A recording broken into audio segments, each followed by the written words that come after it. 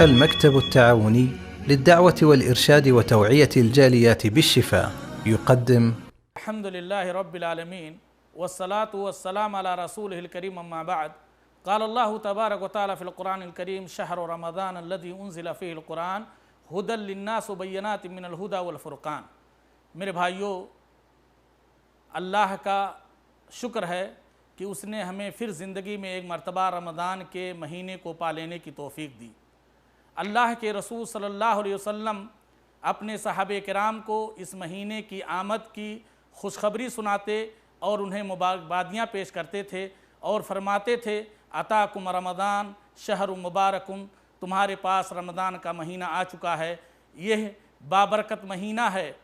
अल्लाह ताला ने इसके रोज़े तुम पर फ़र्द और वाजिब किए हैं। इसके अंदर जन्नत के दरवाज़े खोल दिए जाते हैं और जहन्नम के दरवाज़े बंद कर दिए जाते हैं और शर्क शयातीन को जकड़ दिया जाता है। और इस महीने के अंदर एक ऐसी रात है जो 1000 महीनों की रातों से बेहतर है, और जो शख्स इसके खैर से महरूम रहा हकीकत में वही महरूम रहा।